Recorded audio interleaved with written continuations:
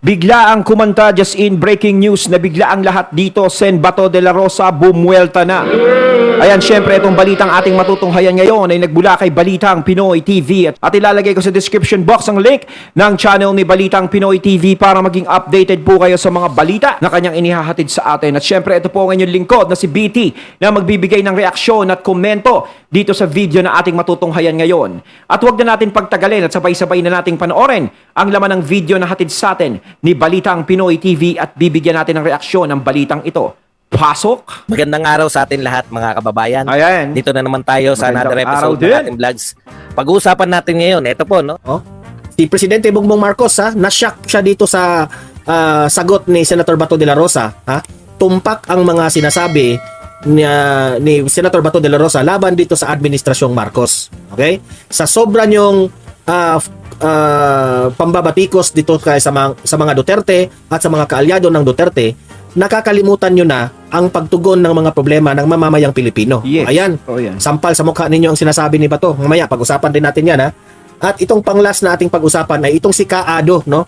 Sabi ni Kaado na binatikos ang palpak na admin, no? Patungkol po dito sa 5,500 flood project program, ha? Bakit si Duterte ang pinagbibintangan ninyo na bakit raw hanggang ngayon bumabaha ang NCR? Oh, ayan itong si Kaado. Tumpak itong mga sagot ni Kaado patungkol dito at mapapahiya talaga kayo sa sagot ni Kaado dito, ha? Especially itong si Presidente Bongbong Marcos. Okay? Bago ang lahat, bago natin ito pag-uusapan, help me po na i-like muna, ha, at i-share itong video na ito para guys kakalat ito sa taong bayan. Okay, sabay-sabay nating i-like muna at i-share itong video natin Facebook at YouTube. 1 2 3 go. Go! Okay, like Ayan, and share si Sir para Don Mark maraming TV. makalam. And also guys, paki-subscribe at paki-follow ito para lagi kayong updated sa mga balita na kagaya nito. At ma-notify ang inyong mga cellphones kung meron tayong breaking news. Okay? So, kagaya nito, breaking news ito. So, sabay-sabay natin i-follow, i-subscribe, Facebook at YouTube. Ready? Follow, subscribe. 1, 2, 3, go! Go! Ayan, thank you very much. Punta tayo dito. Dito sa sinabi po ni Bato de la Rosa, na tumpak itong sinabi ni Senator Bato de la Rosa. Masyak talaga itong si PBBM sa sinabi ni Bato de la Rosa. O, ito, tingnan nyo itong sinabi ni Bato. Ito. Senator Ronald Bato de la Rosa, Republic of the Philippines. Sinabi niya ito noong August 13, 2024. Ang sabi ni Senator Bato, yun ang ipinagtataka ko. Itong gobyernong ito, bakit ganoon na lang sila makafocus ng resources nila against dating Pangulong Duterte at saka sa kanyang mga kaalyado? Ibig sabihin, itong gobyerno na ito, ginawa talaga ang lahat para ibintang lahat ang kasalanan kay former President Duterte. Ito pa. Hindi, kasi since day one talaga, napapansin naman natin, no? Lahat ito, simula nang nakita natin na si VP Sara ay nagiging number 1 sa mga survey. Doon na nagka-problema nung naglalabas na ng mga survey na yan. Yun pinagmula ng problemang yan, eh.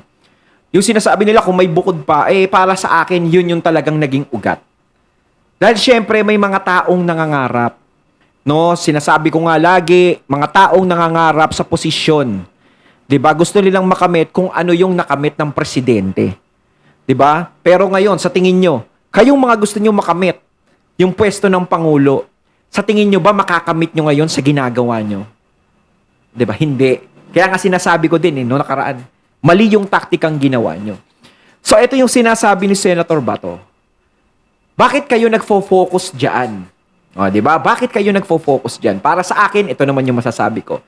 Nagfo-focus sila diyan kasi alam nila na malaking tinik kayo sa lalamunan nila. Di ba? Kayo yung maaaring makapigil. Di ba? Sa lucky charm na nangyayari ngayon. Kayo yung harang, eh. Di ba? Lalo na ngayon, wala na kayo sa unit team, wala na kayong buwag na ang unit team, kanya-kanya na kayo, magkakahiwalay na kayo. Lalo ngayong magiging kalaban kayo. Lalo kayong magiging isang malaking tinik sa lalamunan. 'Di ba? Syempre, maaaring maglaban kayo sa Senado. 'Di ba? Sa Senado na rin. Tignan natin diyan. Imbis na manalo ang kanilang mga manok, makikiagaw pa kayo.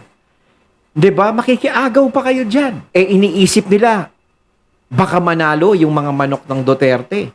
Yun din ang pinag-aalangan ng mga isip nila. So hanggat maaari, kayo'y mabawas-bawasan naman ng konti. Kasi kapag nanalo, halimbawa yung senator slot ng mga Duterte, yung senator slate nila, kapag yan na straight or nanalo, may nanalo dyan na 7, 8, aba marami-rami yun. Mas marami ang Duterte ngayon sa Senado, mga Duterte. 'Di ba? At kung tatakbo yung mga anak ni Tatay Digong, hindi ko na tinitignan si Tatay Digong kung tatakbo eh. Yung mga anak na lang, kung tatakbong senador yan, lalong problema yan. Kasi dadami yung kakampi nila sa Senado. 'Di ba? Ayun yun eh. Malaki kayong tinik sa lalamunan na dapat nilang alisin. Hindi dahil sa kaso nila sa inyo. Hindi dahil ang tingin nila sa inyo masamang tao o may ginawa kayong masama. Parang ano na lang yan, parang dahilan na lang yan eh. Pero iba talaga ang usapan ngayon. Dahil diyan, sa posisyon na gustong makuha talaga. Dahil syempre sasamantalahin nila yan eh. Syempre, kabagang mo yung nakaupo. 'Di ba? Kabagang mo. Syempre, pagkakataon ko to. Kailangan hindi ko sayangin kasi pag iba na naman ang naupo nito, wala na naman ako, mawawala na naman ako sa eksena. 'Di ba? Kaya nga sinasabi ko mali yung taktika nyo eh. Kung gusto nyong magkaroon ng magandang posisyon sa mga susunod, sana hindi nyo binuwag ang unity. Hindi nyo sinira yung mga Duterte. At least napakalakas pa ng suportang makukuha nyo sa mga tao. Mantakin mo, bukod sa mga Marcos na makukuha nyong suporta, makakakuha pa kayo ng suporta sa mga Duterte. Yun ang kulang na taktika sa inyo. 'Di ba? Hindi niyo ako kinausap eh. Hindi ko tuloy kayo napayuhan. Their search na mapin down si Pangulong Duterte, sabi ni Bato kinalimutan na nila ang mga basic na pangangailangan ng taong bayan. Yan nga ang sinasabi ko sa inyo. Hindi pa ito sinabi ni Bato de la Rosa, pareha kami ng sentimento ni Bato de la Rosa. Ano ba ang sentimento natin? Kung mapakulong ninyo si Duterte, kung mapakulong ninyo ang mga kaalyado ni Duterte o mapabagsak nyo man ang mga kaalyado ni Duterte, ang tanong ng taong bayan, uunlad ba ang bansa natin? Di ba? Sinabi ko na yan sa inyo. Bababa ba ang presyo ng bigas into 20 pesos per kilo? Kasi Walang mangyayari. 'Di ba? Walang mangyayari. Kahit sabihin yung napakulong nyo ang mga Duterte, natanggal nyo sa eksena ang mga kaalyado ng Duterte, walang mangyayari. Hindi uunlad ang bansa natin dyan. Kapag nakulong ba yung mga Duterte, natanggal yung mga kaalyado ni Duterte, mayaman na ba agad tayo? Diba? Hindi. Siyempre, magiging credits lang yung ganyang sitwasyon sa mga taong gustong magpaalis sa kanila. Dun sa mga taong gusto ng posisyon. Sila ang matutuwa dyan. Sila ang makakakuha ng credits dyan, hindi yung taong bayan. Kaya dyan mo nalalaman kung sino yung mga taong sa posisyon lang talaga tumitingin. Kasi kung ikaw tumitingin ka sa taong bayan, ang titignan mo dyan is yung taong nakakatulong eh. Bakit mo gaganyanin yung mga taong nakatulong sa taong bayan? 'Di ba? Dapat hindi mo siya ginaganon, 'di ba? Kaso, kung alam mong nakakatulong siya sa taong bayan, mas lalong bumabango ang pangalan niya. So, kailangan pabahuin ko to. Lumalakas lalo sa mga tao to. Kasi pangarap ko maging presidente, pangarap ko maging vice, pangarap ko maging senador. Gusto ko yan. Kailangan samantalahin ko yung panahon ngayon. Paano ko sasamantalahin? Nagdadyan yung mga Duterte. Malakas na kalaban yan. Malamang baka may nagsasalita ng ganyan. Ngayon, kung may nagsasalita ng ganyan, alam nyo naman pala na magiging malaking sagabal sa inyo yung mga Duterte. Bakit nyo kinalaban? O bakit nyo kinakalaban? Hindi naman kayo kinakalaban ng mga Duterte, yung mga sasamang espiritu na yon. Yung mga nagsep-sep-sep-sep sa president. Diba? Hindi naman nila kayo kinakalaban eh. Lalong hindi nila kinakalaban si Bongbong. Si PBBM, hindi nila kinakalaban. Nanalo si PBBM sa pwesto pero hindi sinisiraan, walang sinasabing ganun. 'Di ba? Hindi nila binabatikos at patuloy pa rin ang pagsuporta ni VP Sara sa presidente. Hindi niya pinababayaan, hindi niya Ang ganda nga ng takbo dati. Nagbibigayan ng presidente tsaka vice president. Bigayan silang dalawa. Biglang nasira nang dumating yung mga alitap-tap na masasamang espiritu na yan. Ngayon, kung alam nyo pala na malakas ang mga Duterte, dapat hindi nyo sila kinalaban. Dapat alam nyo yung magiging consequences, alam nyo yung mangyayari. Ang gobyerno na ito, focus na focus. Focus sila kung papaano ibagsak ang pangalan ni Vice President Inday Sara Duterte. Doon sila Focus sila kung nagpo-focus. anong mga bintang-bintang nila laban dito sa former President Duterte. Yes. Para talagang gusto nilang pagbibintangan lahat, mga war on drugs, itong mga kapalpakan raw sa 5,500 flood projects dahil raw ito kay Duterte. Ganun ba? Mamaya i-explain ko yan bakit palpak rin sila dito. Ang tanong ko sa inyo, especially itong kongreso nakafocus po kayo ngayon para sirain, gibain, ilaglag ang pangalan at dignidad ng mga Duterte. Sinira ninyo by comparing or by giving false information about sa kanyang ginagawa nung siya ay presidente pa o administrasyong Duterte. Lahat na lang ikono-connect ninyo para lang masira ang mga Duterte. At the end of the day, Lahat na lang talaga binibintang Di ba? si Duterte ba ang solusyon? Ang pagbagsak ni Duterte, kung makulong natin si Duterte at mga kalyado niya ay masisira, yan ba ang magiging solusyon sa lahat ng problema? Yan ba ang solusyon sa baha natin? Yan ba ang solusyon para lumago ang ating ekonomiya?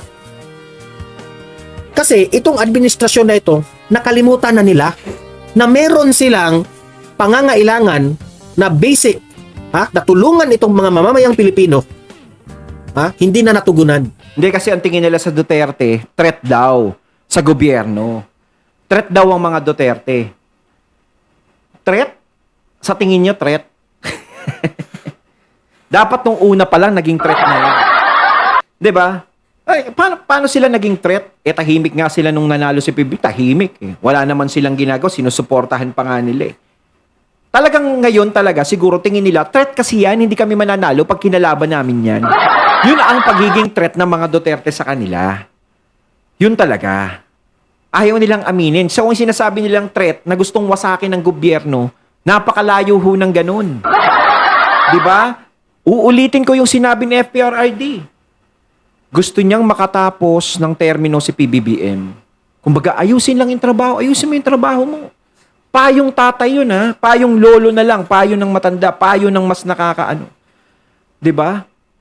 Nagpayo lang si FPRRD. Wala silang planong pabagsakin ang gobyerno at hindi sila kumikilos laban sa gobyerno para pabagsakin. Yung mga sinasabing destabilisasyon, wala yun. Hindi totoo yun. Diba? Hindi sila ganyan. Hindi ganun ang pagkakaano ko sa kanila.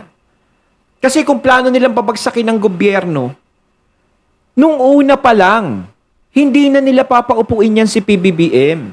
Hindi na para ibigay ang posisyon kay PBBM. Bakit namin ibibigay ang posisyon sa iyo? Malakas pa yung anak ko. Malakas yan, makakasabay sa iyo yan. Kapag pinatakbo kong presidente yan, maaaring manalo yan. 'Di ba? Hindi nila pinatakbo sa mataas na posisyon si VP Sara. Hindi nila inilaban kay PBBM. Yan ang mali ninyo Atat na atat kayo Nakabantay kayo sa mga mali ng mga Duterte at mga kaalyado. Nakabantay sila lahat. Kung matutuklasan nila, ayan. Nakabantay kayo lahat. Pero nakalimutan nyo na ang taong bayan na meron kayong obligasyon. Gutom ang taong bayan. Yes, kumbaga matatapos na yung termino nila. Puro Duterte pa rin ang pinag-uusapan. 'Di ba? Hindi naman natin sila masisisi. Kailangan mawala ang mga Duterte sa usapan. Kailangan mawala yung mga yan. Palapit na ng papalapit ang eleksyon. Kasi kung sa 2027 kami kikilos, alanganin na yun. Kumbaga, kailangan namin maging agresibo ngayon. Kailangan namin magsikap. Maaga pa lang. Diba? Ganun, parang naghahanda na agad sila. Kailangan tanggalin na natin sa landas natin yan. Kung gusto mong umikot ang kapangyarihan sa atin. Parang ganun 'Di ba? Pagpalagay natin walang isip si PBBM na ganun. Ang problema diyan, baka may mga isip diyan yung mga alitap-tap. 'Di ba? Hindi rin sa pinagtatanggol ko si PBBM. Tingin ko rito parang parang merong kumukontrol, 'di ba? Sa larong 'to. Hindi si PBBM yung kumukontrol ng ball game eh. Tingin ko lang mga katunay, hindi si PBBM ang kumukontrol. Parang nadadamay na nga lang siya dito eh. Siya din nagiging biktima dito eh, yung presidente. Siya din. Pati siya nagiging biktima rito. 'Di ba? Nagiging biktima ang mga Duterte, nagiging biktima rin ang presidente. Halos yung presidente nasisira, yung mga Duterte nasisira. Halos silang dalawa eh. 'Di ba? Di kaya pag nasira ang mga Duterte at nawala sa eksena, ang trabahuhin naman ng presidente. Diba? Parang ganun eh. Bakit silang dalawa lang yung may kasiraan sa isa't isa? 'Di ba? Paano naman yung mga alitap-tap? 'Di ba? Parang sila lang yung pinaglalabasan ng baho. Baho ng Duterte nilalabas, baho ni PBBM nilalabas. 'Di ba? Pansin nyo ba mga katunay? Oh, pansin nyo Tingnan nyo. Ibalik nyo simula umpisa. Marami tayong problema. Marami tayong problema na hindi naman dapat ito pinoproblema noon. Dahil na-solve na ito ni former President Duterte. Ngayon, problema na naman. Yang baha na yan, example yan. Ipapaliwanag ko sa inyo. Eto. Ipapakita ko itong sinabi ni Kaado. Yan. During Duterte's time, Adolfo Kaado Paglinawan, political analyst, sinabi rin niya, August 13, 2024. During Duterte's time, walang nangyayaring matinding baha na katulad nito. Ay, tama. Imagine that one, Walang baha nung mga panahon na yon. Sa panahon ni Bongbong Marcos, bumaha. Halos. May Marami- mga bagyo pa noon nung panahon na yon, ni Duterte, pero walang nangyayaring baha. Yung baha. Yung iba, tagaliig yung baha. Nung time ni Duterte, malakas ang ulan. Rain, the same, sa NCR. Oo, Bakit totoo hindi yan. yun bumaha? Yan ang malaking tanong eh. Kasi, pinagbibintangan na nila ngayon na si Duterte raw ang cause dito sa baha na ito. Bakit raw itong mga flood control project, hindi ito natutugunan ni Duterte? Si Duterte na naman ang kasalanan. Duterte. Takin mo binibintang nila kay Duterte ngayon kaya bumaha ngayon. So ang parang pinapalabas nyo rito, simula nung bumaba si FPRRD sa Malacanang, hindi na siya kumbaga pinalitan na siya bilang presidente. Parang sinasabi niya rito na ano yung sinira ni Tatay Digong lahat ng floodgate. Pinagaano niya, Kamehame wave, ni Reagan niya lahat para masira. Ganon. O para yung mahirapan yung gobyerno ngayon. Parang ganon. Sus, Mario Joseph. na naman ang may kasalanan. Pero bakit bumaha sa panahon ni Bongbong Marcos? Diyan ka magtataka. Bakit noong panahon ni Duterte hindi nagbabaha? Itong political analyst na ito, tamang-tama talaga ang kanyang analysis. Panahon ni Marcos, bumabaha. Panahon ni Duterte, hindi bumabaha. Meron mang baha sa NCR, pero hindi gaano Hindi ganon katindi. laking baha. 'Di ba? Yung magbabaha yung NCR noon, 'di ba? May bagyo. Hanggang tuhod lang siguro. Pagkatapos ng mga ilang araw, mga 2 days, 3 days, nawawala na yung baha. Pero ang tanong, sa panahon dito sa administrasyon ni Marcos, tagaliig, tagahawak yung baha, after 1 week, 2 weeks, hindi pa. Ang baha, nandyan pa rin. Ang tanong, bakit nagkaganyan sa panahon ni Marcos? Eto, sasagutin yan. Okay? Kung ang floodgates ay iniwan ni Duterte kay Marcos Jr. ng malinis, ano ang ibig sabihin? 2 taon na naipon ang basura? Yan na, dito na tayo magkabukingan. Kasi, nag-take over po ang administrasyon ni Marcos. Try to analyze this one. Nung panahon ni Duterte, kung merong bagyo, ang baha, madali lang. Nag-a-absorb yung baha sa mga canals, lahat-lahat. Okay na, after 2 to 3 days. Itong kay Marcos, meron ngang iba dyan, mag-iisang buwan na, nandyan pa rin yung baha. Ibig sabihin, 2 taon, hindi nilinis itong mga basura na ito. Yun lang. Bakit? Ito ang pruweba. So, yung pag-amin niya na dahil sa basura, ang ibig sabihin niyan, something's wrong with the local governance. Meaning to say, kung makita nyo sa mga ambush interview ni Presidente Bongbong Marcos, isa sa mga sinasabi niya, ang cause raw sa mga baha, itong basura. 'di ba? Kung cause ng baha dahil sa basura, sa loob ng 2 taon dapat nilinis 'yan. 'Di ba dapat hindi pinabayaan 'yan? Kasi talagang magiging cause ng baha ang basura. Bumabara 'yan eh. 'Di ba? Kaya kapag bumagyo, mahihirapan dumalo yung mga tubig ngayon. 'Di ba? Bumabara ngayon kaya lumalaki yung mga So, kailangan, bilang inuutos mo yan. Kailangan linisin. Tanggalin lahat ng mga basura. Kung wala ka mang nababalitaang magbaba o kahit may mabalitaan ka, kailangan maging maagap ka. 'Di ba? Kasi alam mo yung magiging cost nun. 'Di ba? Lahat tayo nakapanood doon na basura ang cause ng baha. Ang mga tao raw ay hindi ang nagtapon raw ng basura. That causes bumabara doon kung anong mga bumabara. Meaning to say, sabi ni Kaado, something's wrong with the DILG. Habalos ha? Something's wrong with the people having this perception that they can just throw the basura. Baka busy si Bossing Abalos ngayon kasi matindi yung mga labanan ngayon sa karera ng kabayo. Hindi, yung mga karera ko, paborito ko yung mga kabayo niya ni DILG Sec Abalos. Di ba? Paborito ko mga kabayo niyan. Doon talaga, magkakasundo talaga kami. No, isa sa tagahanga ako ng mga kabayo niyan. Pero pagdating dito sa medyo Sec Abalos, medyo tayo. Because anyway, it appears na hindi naman sumusunod si Marcos Jr. sa kanyang mga pangako. Ibig sabihin, nung time po ni former President Duterte, disiplinado ang tao. Oo. Ang DILG, Kita isa naman na dito, natin sila yung magdidisiplina sa tao na huwag kayong magtapon ng basura. Oo. Itapon nyo ang basura nyo sa tamang lugar. At hindi nagkulang Kasi ang iniisip nila, yung ganyan, mga pagtatapon ng basura, hindi masyadong problema yan. Pero dapat pinoproblema nyo yan. Kailangan, mas pinaghihigpitan nyo rin yan. Hindi lang yung mga drugs, hindi lang yung mga nangyayari. Pati yung mga pagtatapon ng basura na yan, dapat tinitignan nyo dahil yan ang nagiging dahilan ng pagbaha sa atin dito. At mas maganda, yung bansa natin, nakikita laging malinis. authorities natin, DILG o kung anong mga ahensya ng gobyerno, nung ahensya ng gobyerno ni former President Duterte, nililinis po itong mga basura na ito. Good yun. Sa panahon po ni Marcos, dahil weak leader siya, hindi mismanagement, hindi siguro yung maintenance ng mga basura, hindi siguro natalakay ng maayos, kaya nagbaha. Para kasi nangyari dito, naging kumpiyansa din sila sa ginawang pamamalakad ni FPRRD. Kaya medyo hindi sila gumalaw gano. Parang wala na tayong ayusin, para maayos. Parang ganun yung nangyari. Kumpiyansa sila nung mga panahon na yon. Booking na naman kayo. So huwag niyong pagbibintangan si Duterte kasi pareho tayong inulan. Sa 6 years po sa panunungkulan ni former President Duterte, nagbaha rin. Pero after the baha, gumuho ka agad. Nag-absorb ka agad. Kasi updated ang administrasyon ni analysis ko ito. By the way, Kaado analysis, disiplinado. Ang DILG noon, nandito, controlled by the president. If itong mga basura na ito is caused by the itong mga basura na ito is caused itong mga baha na ito is caused by the basura, bakit hindi mag-implement ng programa ang ating mga ahensya ng gobyerno para linisin ang itong mga basura na ito? Tama. Hindi po nagkulang ang ahensya ng gobyerno sa panahon ni Duterte. Pati nga Manila Bay nilinis. Oo. Pati nga ang Boracay nilinis. Oo. So hindi nagkulang.